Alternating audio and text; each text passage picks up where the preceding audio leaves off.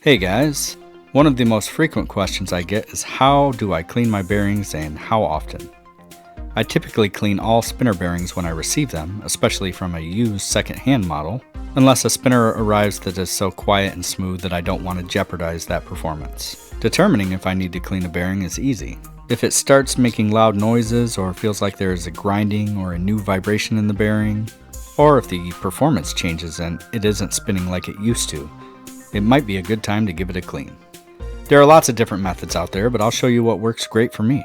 For starters, if you have a spinner with an easily removable bearing, like in the Spinetic X and Y spinners, the Triton 1.2, or the Axis Micro, just take those out and make life easier. If your spinner has a glued or press fit bearing, don't bother trying to take it out, as the entire spinner can be cleaned without issue. So, the supplies for my cleaning are as follows.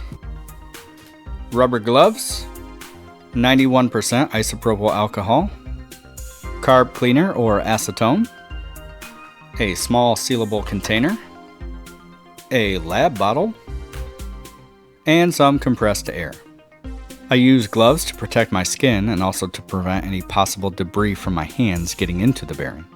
Just remember, when using acetone, it's going to eat right through your rubber gloves unless you're using a specially designed set. For starters, I fill up my lab bottle with the 91% isopropyl alcohol, as this allows me to get pressure to squirt that alcohol in there to get debris out. I start by squirting the alcohol into the bearing and use the container to catch the alcohol as not to waste it.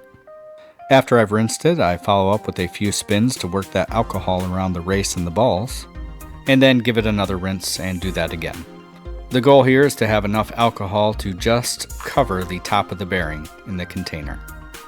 Once that is done, I'll put the lid on the container and give it some shakes to try and work anything out that might be stuck. After that, I'll remove the bearing, give it a few more spins, and repeat that process as long as I feel is necessary. After the final spin, I take the canned air and give it a thorough dry on both sides. You'll want to hold the bearing in place to prevent it from spinning around, because if it gets going too fast, it's going to cause damage to the bearing. You definitely want to make sure you get it completely dry, because that alcohol does contain water, and any water that is not dried out, of course, is going to cause rust.